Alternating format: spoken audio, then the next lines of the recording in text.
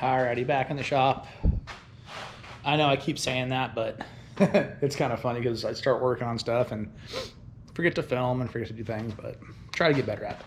Anyway, back in the thing, Land Cruiser. Started getting the shackles put together. So now I can put bushings in here instead of just having them steel on steel like they were.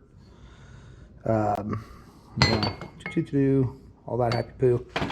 Because like I say, the original design was really bad. Pretty sure I already talked about all that, but hey, you know, like it was just steel on steel. You know, there's no nothing. Like this is a piece I just put in there, but like the pivots are even steel on steel, which is no bueno.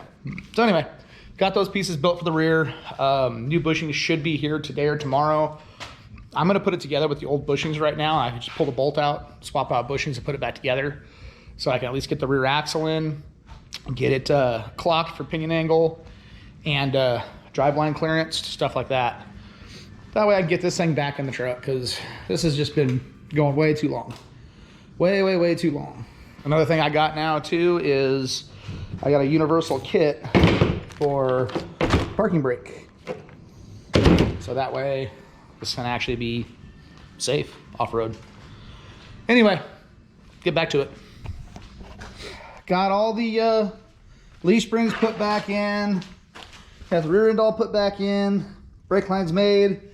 Got the shackles all fixed up the way they're supposed to be. Got them all clearanced. Wheels and tires are stuck on here. You know, moving along with the project.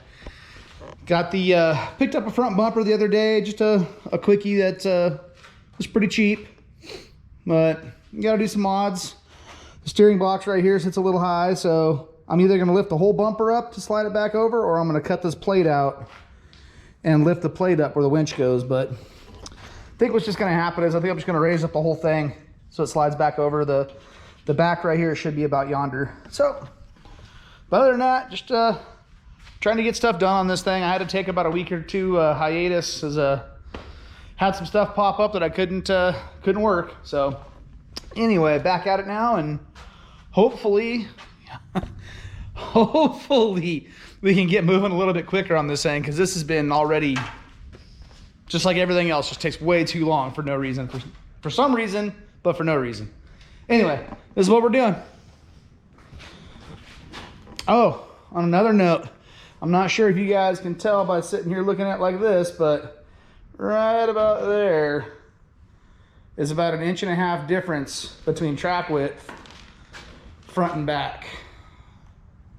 Right about there, you can see it. Anyway, long story short, this has a stock Toyota front end and a Ford 9-inch. I actually don't even know what 9-inch this thing, or what car this thing came out of. But the track width on the front is like 1.5 inches, almost 2 inches on each side. So I got wheel spacers coming, gonna stick those on the front, get the front tires out to where they actually match the rear, and get it looking a little bit wider than this. It just seems kind of a, kind of Suzuki Samurai-ish for some reason. But we'll get back at it. One of the things I gotta do is I gotta get the gas tank out. It was put in here really bad, welded in, so just got done cutting the brackets off because I'm not gonna grind on it. So use the Sawzall, cut off those. This side was bolted, which was kind of weird. You gotta get these guys off, get the gas tank out, actually build proper straps for it, because ain't no reason for a gas tank to be welded to a car. So this one's gonna get strapped in new bolts and whatnot. New straps, whatever you wanna call it. It's gonna get remounted in the car. Like, call it a car or a truck? That'd be a debate. We need to see what that actually is. Would you call this thing a car or a truck? I don't know if you'd call it an SUV. SUV doesn't sound right. No, I'm gonna call it a truck. I mean, it's got truck tires on it. I don't know. We'll have to debate that one day. Is it technically called a car or a truck or an SUV? I don't know. We'll figure it out one day.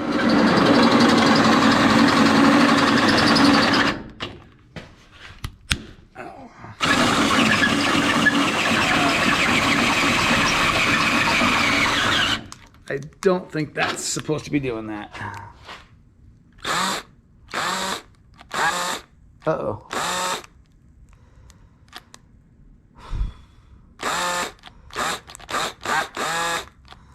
Well, I think I'm out of 1/2-inch drills now.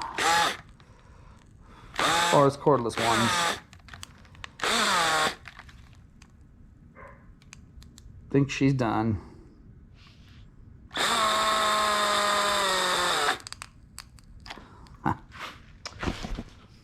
Think I'm out of drills now. Because that guy is not doing very well.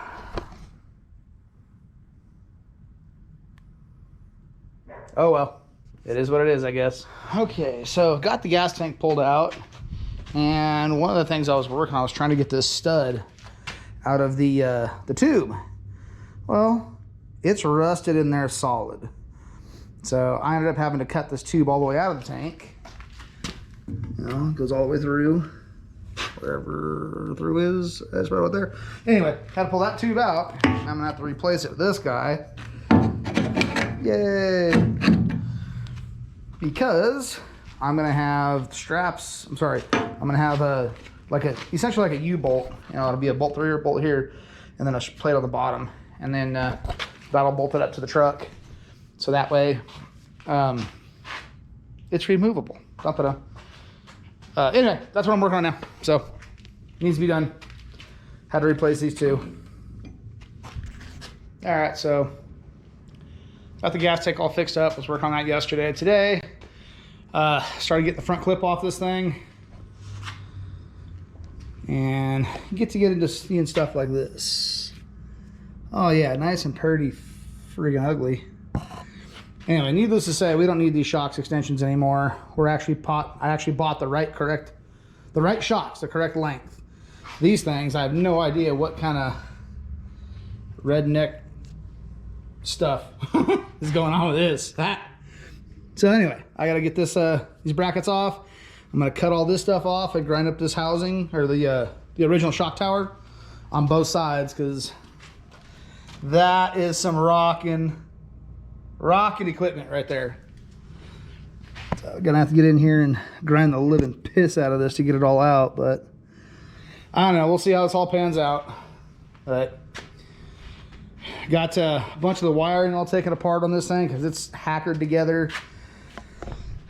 Going back to my original, like when I first bought this thing, I was still sitting on the trailer after I got it home, started thinking about it. I definitely should have taken a little bit more time and looked at this thing beforehand. It's got a lot of ooh-ah parts on it, but every ooh-ah part on it was either not put on right, not working, or just designed wrong, like the shackles we've been going through. But anyway, you know, it is what it is. This is where we're at. I'm gonna be going through all this. Like, I got the dash all pulled apart in it, because my gosh, you want to talk about something that's completely whacked out. We got just wires rolled up and taped up, and we got stuff coming out of here that just goes down to, yeah.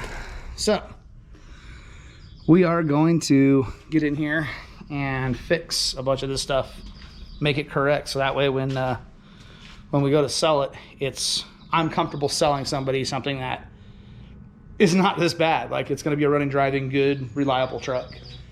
So go from there. I'm going to get the exhaust off this side. Unfortunately, without a light, you can't see it.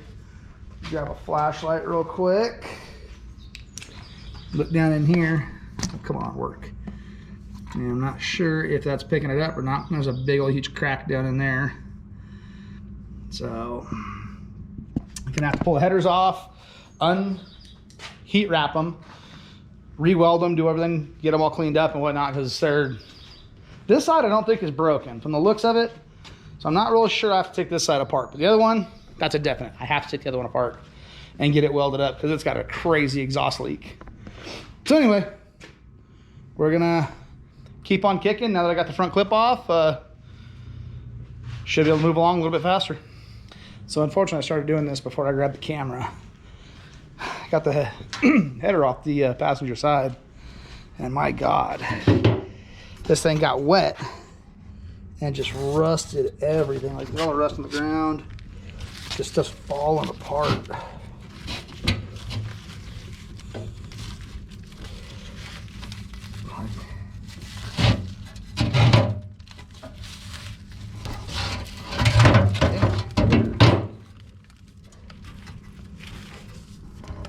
falling apart, man.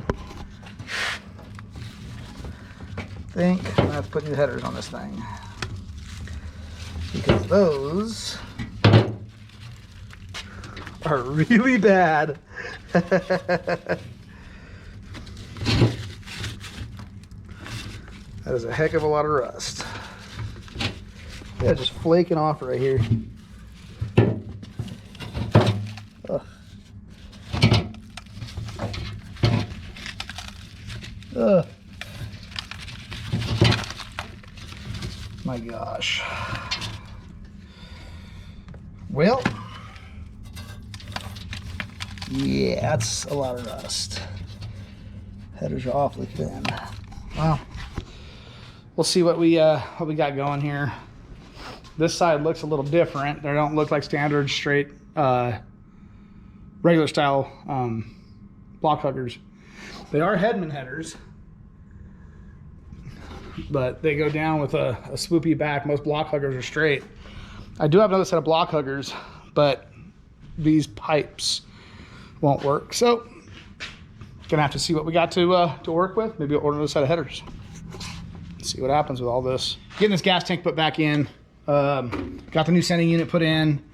Now I'm looking at the gas filler right here. The way the hose comes in between the frame rail and the body. I don't have enough room to go up and down, and this sending unit is a lot taller by about the thickness of this. So you get something that's set across here. It's going to be touching the floor when I put the new floor in. So rather than trying to raise the floor up a little bit, which that was my original intention, I think I'm actually gonna drop the inlet down like 3/4 of an inch. So that way I can drop the whole tank down about 3/4 of an inch. Shouldn't be too much on the backside. When I build the new bumper, it'll have some other stuff back here, you know, tailgate swinger, all that happy poo. But shouldn't be too bad as far as how far it hangs down. Like, it's not bad right now. So if it's down another 3/4 of an inch, it shouldn't matter. But anyway, that's what I'm gonna work on now. I gotta get that part, I'm gonna get the top part of the frame cut out, and I'm gonna put a full circle pipe around it. So that way the hose can go all the way through that pipe. Yeah, that way it's nice and strong, and you know, I didn't weaken the frame at all or anything like that. So we'll see how this all works out. If I can't do it, I may have to just like C-notch it, but like C-notch the top of it. Yeah, upside down. That way I can still get a hose clamp on it if the whole roundy piece doesn't work out for me. But we'll see what happens. So that's what we're doing now. Get this taken care of. Once the gas tank's back in, I can finish the brake lines that I got to finish. Got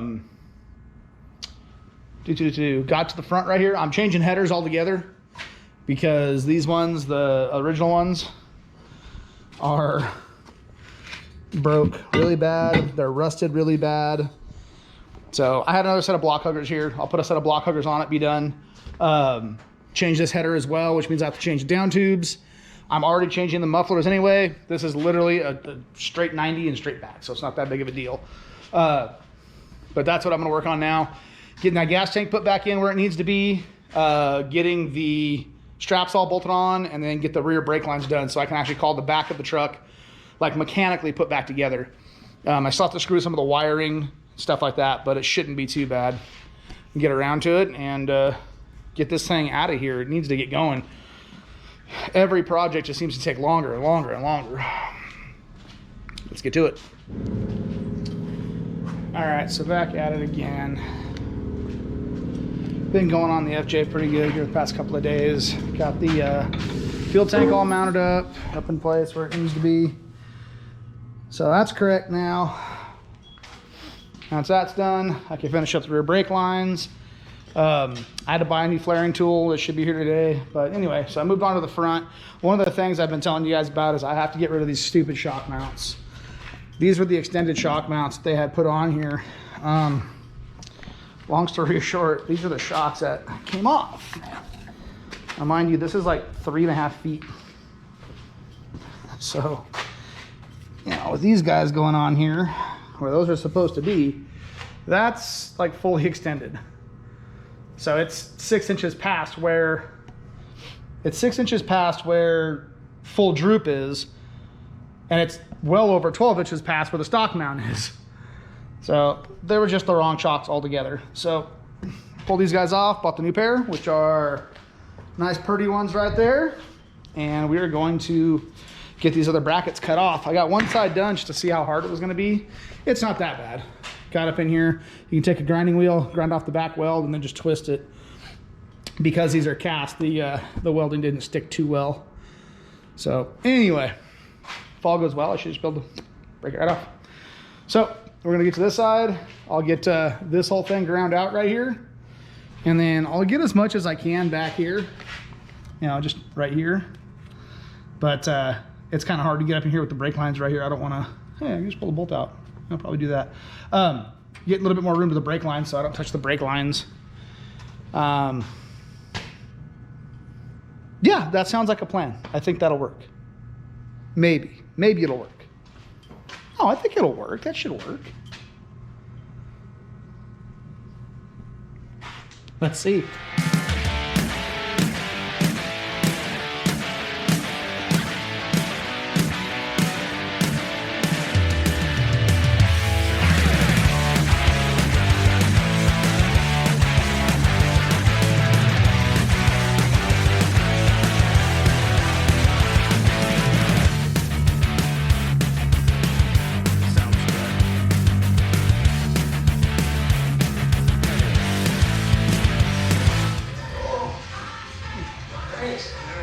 Tell him I gave you 36.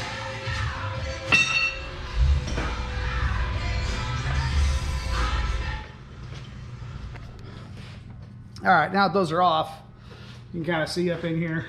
I don't know if you can or not, but gotta trim these up, clean them up a little bit. You know, make it look good again and put the brand new shocks on.